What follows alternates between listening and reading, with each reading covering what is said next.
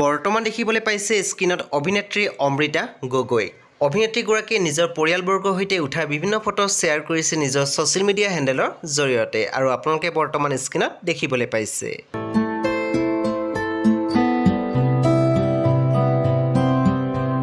বন্ধু-বান্ধৱীসকল, আমি দেখিবলৈ পাইছোঁ অভিনেত্ৰী প্ৰিয়ম পল্লৱী গৈছে যোৰহাটলৈ।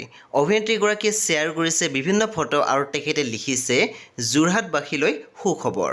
যোৰহাটৰ গড়ালিত মুকলি কৰিছে ভায়লিনা চিল্ক বস্ত্ৰালয়, য'ত পাব কেৱল উন্নত মানৰ চিল্ক মাৰ্কযুক্ত পাট মুগাৰ কাপোৰ। আপোনালোকলৈ অনুৰোধ, ভায়লিনা চিল্কলৈ আহক আৰু নিজৰ মন পচন্দৰ সাজযোৰ ক্ৰয় কৰক। বন্ধু-বান্ধৱীসকল, অভিনেত্ৰীগৰাকীয়ে যোৰহাটৰ পৰা শ্বেয়াৰ কৰা বিভিন্ন ফটো আমি স্ক্ৰীনত দি দিছোঁ, বৰ্তমান আপোনালোকে দেখিবলৈ পাইছে।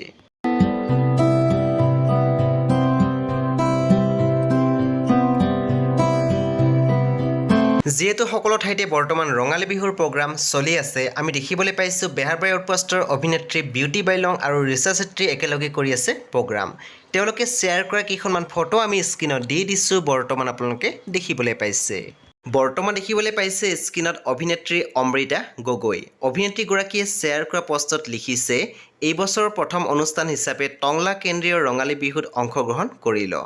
টংলাবাসীৰ মৰম আদৰ সদায় মনত ৰ'ব, সদৈতিলৈ মৰম। দীপলিনা ডেকাই শ্বেয়াৰ কৰিছে আজি এটি ভিডিঅ' আৰু তেখেতে লিখিছে, বিহু বুলি ঘৰলৈ আহিল মৰম লগা এজাক ডেকা গাভৰু, ময়ো এপাক নাচিয়ে দিলোঁ, তোমালোকলৈ মোৰ বহুত মৰম পঠিয়ালোঁ দেই, ভালে থাকা সকলো। অভিনেত্ৰী বৰ্ষা ৰাণীৰ বিষয়ে শ্বেয়াৰ কৰিছে আজি বিভিন্ন ফটো আৰু লগতে তেখেতে লিখিছে, বিহু থাকে মানে বিহুকে বিনাবা, বিহু গ'লে বিনাবা কাক। অভিনেত্ৰীগৰাকীয়ে শ্বেয়াৰ কৰা বিভিন্ন ফটো আমি স্ক্ৰীনত দি দিছোঁ, বৰ্তমান আপোনালোকে দেখিবলৈ পাইছে।